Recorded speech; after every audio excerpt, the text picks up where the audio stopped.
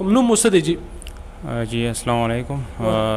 زما نوم محمد عمر دی او زه د باړی نه تعلق ساتم او زه دلته راغلی یم. زمونږ یو مریض و ترور مو، نو هغې د رګنیسا مسله وه، نو هغې ته ډېر زیات تکلیف و، تقریبا داسې یو کال نه داسې. نو ډاکټرانو باندې هغه وګرځوله، خو مطلب څه داسې هغه پکې ونه شولو، سفر پکې رانغلو. نو هغې نه بعد بیا دې خوا راغلو، نو چې دلته راغلو اوس الحمدلله ګزاره شوی. نورو ځایونو ته م وګرځوله، نیګیټیو ریسپانس را روان و، ښه والی نه کېدو؟ بالکل نه کېدلو. مونږ چې کومو ډاکټرانو وګرځه هغه خو به ویل چې مطلب اپریشن به ورته کوو، خو الحمدلله مونږ چې دلته راغلو، دلته چې کومه مطلب دوايي مونږ ته ملاو شوه، هغې سره الحمدلله ډېر فرق شوی دی. د ارکلنسا د وجې نه څه تکلیف کېده مریض ته؟ مریض ته به دا تکلیف کېدو چې مطلب کار به یې نه شو کولی، اوچتېدی به نه شوله ورسه، نو ډېر زیات تکلیف و. مونږ په خپله بند چې کتو، نو مونږ په خپله هم ورته پریشان وو، ځکه چې د بل درد چې وي هغه څوک داسې نشي برداشت کولی. بیا چې دې خوا راغلو، نو مونږ دا امید و چې انشاءالله الله به الله پاک ته ډاکټر رفیق محمد افریدي صاحب د کلینیک نه د دوایانو سره شفا درکړه. اپریشن تاسو ونه کړلو او هومیوپیتیک هم ازما وکړو، نو هومیوپیتیک ادویاتو سره الله پاک شفا ورکړه. الحمدلله الحمدلله مونږ ډېر زیات خوشحاله یو. زمونږ مور ته هم مخکې داسې د لاس تکلیف و، لاس چې کوم ګوته مطلب کاکا غوندې کې هغې ته یې اپریشن لیکلی، خو الحمدلله هغې ته یې چې د دوایي مطلب دلته مونږ راغلو، دوایي راته ملاو شو، الحمدلله اوس ټیک ټاک. تاسو ته مسلې پیښې شي بل ځای ته نه ځئ، رفیق هومیوپیتیک کلینیک ته راځئ او دې ځای نه علاج کوئ؟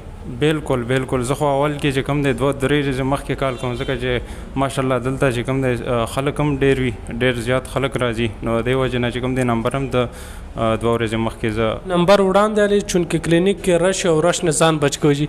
جی بالکل بالکل. مونږه کوشش دا وي لکه مطلب په نمبر باندې چې کار ښه وي، نورو ته هم مطلب نورو نمبر راخیستي، خو کوشش دا کوو چې دې ډاکټر ته راځو، ټایم هم راته معلوم وي او الحمدلله دې مطمئنه یو. ډېره زیاته مننه. کتونکو د مریض سره خبره اترې وشوې، را به شو ډاکټر صاحب په طرف ته. ډاکټر صاحب نه پوښتنې کوو چې د هغوی ته کوم قسمه دوايانې ورکړې او هومیوپیتیک کې د نورو قسمه دردونو علاج ته ډاکټر صاحب د مریض ته تاسو کومې دوايانې ورکړې، او بیا دوی یو خبره بله مونږ سره وکړه چې مورکې ته هم مسله وه، مورکې ته هم کومې دوايانې ورکړې؟ ښه جي، د دوی چې کوم د پیشنټ راغلی و د دې شیاټیکا مسله وه. شیاټیکا مطلب دا دی چې رګنیسا یا ارکونیسا کې به ساین اینډ سمټم یعنی علامات به دا وي چې ملا کې به درد مطلب د ملا نه به درد ریډیټ کېږي لاندې دوی، کله یوې خپې ته ځي کله بلې خپې ته ځي، یعنی مطلب د ډوډۍ نه به درد راوچتېږي، کله به یو خپې ته خورېږي کله بلې خپې ته. نو اټس مین دا چې زیاتره دا چې کوم د شیاټیکا لیبل کېږي. نو دې ته د رګنیسا مسله وه او دې ته چې کوم د سرجري اډوایس شوی وه، اینی هاو دوی رالل دلته ټریټمنټ وکړو او الحمدلله ودین 1 منت د 8-10 سال پرابلم الله تعالی چې کوم دی ټیک کړلو. دویم تاسو دا خبره وکړله چې دوی والده وه د هغې چې کوم د اوږو دردونه یا د لاس درد و، هغه هم د میډیکیشن سره ټیک شو. نو چونکې د هغې په سروایکل ریجن کې څه اسټیوفایډ شو، څه ډیجنریشن شو، د هغې په هومیوپیتي طریقه علاج کې خپل علاج دی، هغې ته مونږ علاج وکړو. الحمدلله د هغې چې کوم شولډر پین او سروایکل پین او هغه هم ټیک شلو.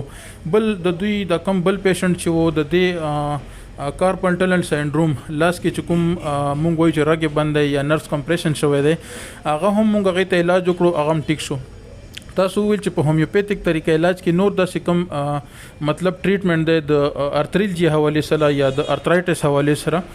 هومیوپیتي طریقه علاج کې هغه که آسټیو ارترایټس دی، که هغه روماټایډ ارترایټس دی، هغه که شیاټیکا مسلې دي یا کارپل ټنل سینډروم دی یا یوریک ایسډ مطلب ګوټ هغه راشي، نو د هغې مطلب د هومیوپیتیک علاج معالجه کې چې کوم د هر قسم ارترایټس یا مطلب روماټالوجي حوالې سره یا مطلب د جوینټ پین حوالې سره یا پولی ارترلجیا کېږي.